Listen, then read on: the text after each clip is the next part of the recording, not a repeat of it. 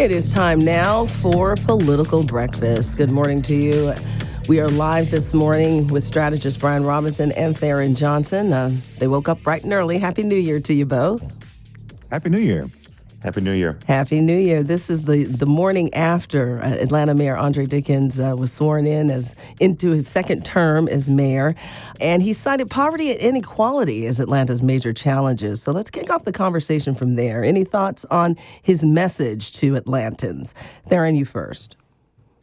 It was an amazing gathering yesterday at Georgia State University Convocation Center, where not only the mayor, but City Council President Marci Overstreet had a message about exactly that, Lisa, doubling down on the city's effort to deal with the unhoused and poverty and wage stagnation and income inequality. The room was very diverse, but the mayor was as fired up going into his second term as he was his first term. But I'm really excited about what the city is planning to do. Of course, it's going to take corporate money as well to fulfill a lot of his goals. But, you know, the city is in good standing. And he also talked a lot about public safety, but also affordable housing, which we know right now the cost of living and affordable housing is two of the main issues that many people in Georgia care about. Brian, what were the major takeaways for you? Well, obviously, Andre's coming into this second term with a mandate, getting 85% of the vote. And I think what's most important is he never really drew serious opposition. I think that's really what matters here. No one saw a path to victory against him. So that gives him a chance to do big things. And of course, he had some infrastructure projects in mind, like the Stitch that will go over the connector there in downtown and beautify the downtown. And of course, during his second term, you're also going to see a lot of that west downtown, south downtown really filled out with massive new development. And that's another opportunity for him. I don't know what a city can do about inequality as far as wage inequality goes. I'm not sure that I would support many city-led efforts to address that because I don't know how that would work. But where they can make a difference is in increasing the supply of affordable housing. And of course, that's a big zoning issue. It's got to do with funding as well. But that is my passion. I want people to be able to get a foot on the wealth ladder, own a home, and build wealth and be able to grow their housing with their families. Yeah, he spent a lot of time talking about inequality there. And so it sounds like that's going to be the major foundation for his second term. It does. And I think there's a lot that the mayor, the city, the philanthropic community, a lot of organizations out there that deals with poverty, but also corporate.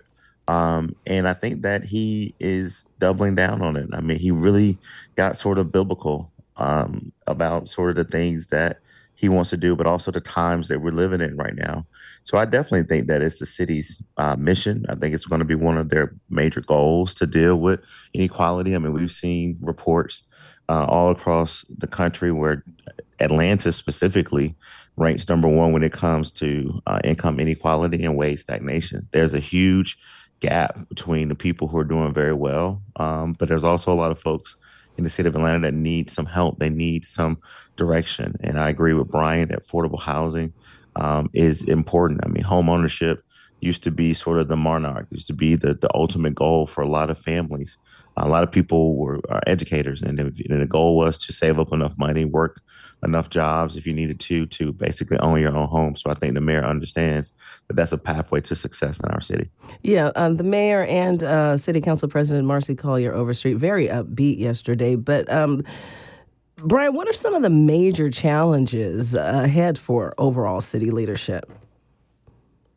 Well, there's continuing pressure as inflation continues to be an issue and affordability continues to be an issue on property taxes. And I don't think there's going to be a lot of public appetite for letting taxes go up too much more. And so that's going to put a bit of a cap on some of what he can do with the city budget.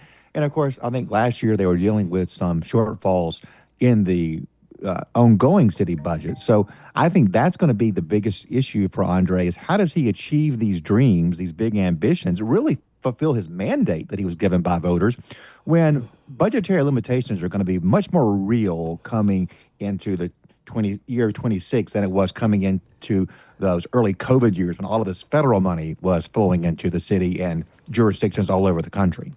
Let's move now to Georgia Congresswoman Marjorie Taylor Greene resigned her seat yesterday. Tharon, what do you make of this new Greene that we're seeing? I like that, Lisa, the new Green, the new Marjorie Taylor Greene. Listen, it's a transformation that we haven't really seen from a Republican member of Congress to support a president the way that she did, not once, but twice, to have a unwavering loyalty to not only the man, Donald Trump, but also his initiatives. I mean, just literally less than 5 years ago, or over 5 years ago, when he was in office, the first time the president, and then when he returned to office, I mean, Marjorie Taylor Greene was one of his key spokespersons, one of his biggest advocates. But clearly, loyalty to Donald Trump is a one-way street with a dead end. And we've seen that dead end actually come to fruition. It's very clear that the relationship between the two of them will probably never be repaired. And her continuously doubling down on that he's out of touch, that he's not America first, and speaking out against him shows that I think that's going to be a big part of her platform going forward. What are your thoughts, Brian?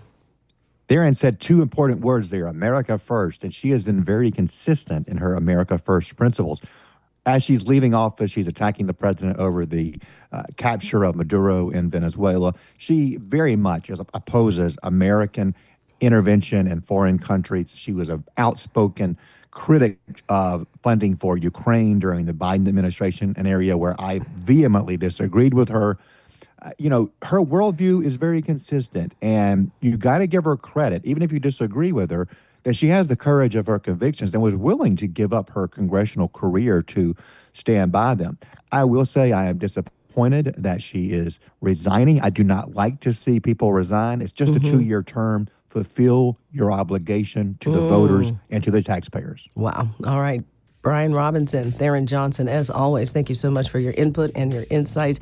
Next week, state legislature back in action, so we'll have a lot to talk about then. So thank you for stopping by this morning.